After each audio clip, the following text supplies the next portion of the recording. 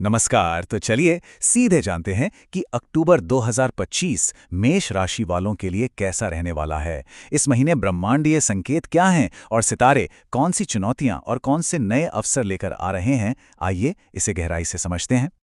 देखिए, अक्टूबर 2025 का महीना मेष राशि वालों के लिए एक ऐसा समय है ना, जो चुनौतियों और अवसरों दोनों से ही भरा हुआ है। मतलब ये एक ऐसा महीना है जहां सावधानी और सही रणनीति, ये दो चीजें सबसे अच्छे दोस्त साबित हो सकती हैं। अगर कुल मिला के देखें तो ये महीना मिले जुले या कह सकते हैं कि कुछ कमजोर परिणाम दे सकता है। और इसका सीधा सा मतलब ये है कि कोई भी बड़ा जोखिम लेने से बचना चाहिए। एक सोची समझी और सतर्क रणनीति अपनाना कहीं ज्यादा समझदारी होगी। तो हर कदम सोच समझकर उठाना बहुत जरूरी है।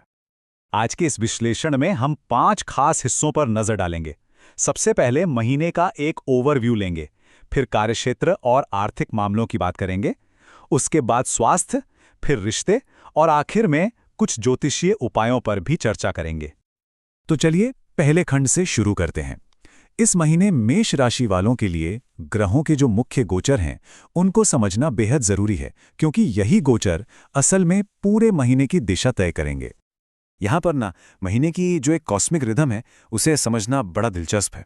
देखिए, 3 अक्टूबर को बुध का गोचर है, फिर 9 को शुक्र अपनी स्थिति बदल रहे हैं, 17 अक्टूबर को सूर्य का गोचर है जो कि नीच के हो रहे हैं, फिर 24 को बुध दोबारा गोचर करेंगे और 27 को मंगल। अब आगे देखते हैं कि ये तारीखें जीवन के अलग अलग हिस्सों पर क्या असर डालेंगी। अच्छा, अब बात करते हैं पेशेवर और वित्तीय मामलों की।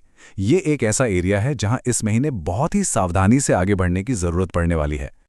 करियर के मोर्चे पे ना दो तरह की बातें दिख रही हैं।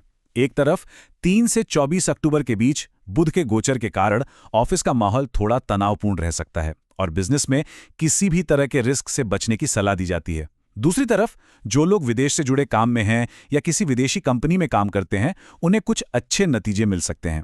और अच्छी बात यह है कि 24 अक्टूबर के बाद हालात बेहतर होते दिख रहे हैं। अब अगर आर्थिक स्थिति को देखें तो शनि के प्रभाव से जो रेगुलर इनकम है, उसमें कुछ रुकावटें आ सकती हैं। लेकिन यहाँ एक ट्विस्ट है। लाभ भाव में राहु की जो स्थिति है, वो अचानक से कोई फायदा दिला सकती है। हाँ, पर एक बात पक्की है कि बचत पर काफी दबाव रहेगा। इसलिए इस महीने पैसों को बचाने पर खास ध्यान देना बहुत जरूरी है। चलिए अब स्वास्थ्य की बात करते हैं। देखिए, ये एक ऐसा पहलू है जिस पर इस महीने ज्यादा ध्यान देने और एक्टिव रहने की जरूरत पड़ेगी। यहाँ कुछ खास बातें हैं जिनका ध्यान रखना है। गाड़ी सावधानी से चलाने की सलाह है, क्योंकि छोटी मोटी चोट लगने का डर है। खान पान संतुलित रखें, फालतू के गुस्से और तनाव से बचें, और हाँ, शरीर से जरूरत से ज्यादा मेहनत ना करें तो बेहतर रहेगा। 27 अक्टूबर के बाद तो और भी सतर्क रहने की जरूरत होगी। और जिन लोगों को पहले से कोई स्वास्थ्य समस्या है, उनके लिए डॉक्टर के संपर्क में रहना बहुत जरूरी है। लेकिन स्वास्थ्य के मामले में एक उम्मीद की किरण भी है। 17 अक्टूबर तक सूर्य की स्थिति काफी मजबूत रहेगी, जो बड़ी स्वास्थ्य समस्याओं से बचाने में एक तरह से शील्ड का काम कर सकती है। तो कह सकते हैं कि महीने का पहला आधा हिस्सा सेहत के लिए बेहतर है। चलिए अब रिश्तों की दुनिया में चलते हैं और देखते हैं कि यहाँ क्या हो रहा है, क्योंकि ये एक ऐसा एरिया है जहाँ इस महीने काफी बड़े बदलाव और मिले जुले संकेत मिल रहे हैं। प्रेम और वैवाहिक जीवन में ना एनर्जी का एक साफ साफ बदलाव दिख रहा है। 9 अक्टूबर तक का समय बहुत अच्छा है। शुक्र की स्थिति अनुकूल है, जो प्यार और शादीशुदा जिंदगी में तालमेल बनाए रखेगी।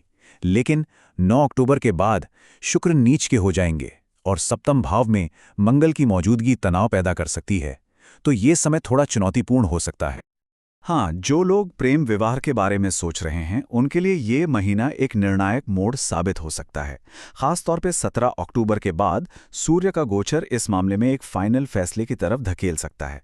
हो सकता है इस दौरान कुछ ऐसी बातें भी सामने आएं जो शायद अच्छी न लगे, लेकिन इससे एक साफ फैसला लेने में मदद जरूर मिलेगी। और जहां तक पारिवारिक मामलों की बात है, तो यहाँ एक सीधी सी सलाह है। 9 अक्टूबर से पहले का जो समय है, वो शुक्र के कारण काफी बेहतर है।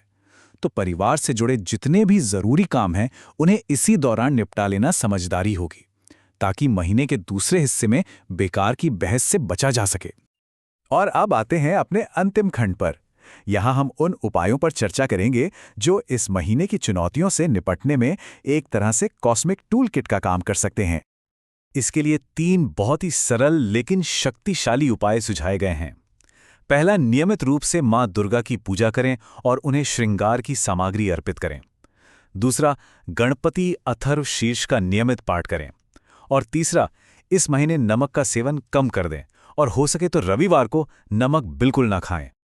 तो इस पूरी ब्रह्मांडीय जानकारी के साथ अब सवाल ये उठता है कि इस गाइडेंस का इस्तेमाल करके इस महीने को बेहतर बनाने के लिए क्या किया जा सकता है, क्योंकि अपने रास्ते को सही दिशा देने की शक्ति आखिर में हर व्यक्ति के अपने हाथ में ही होती है।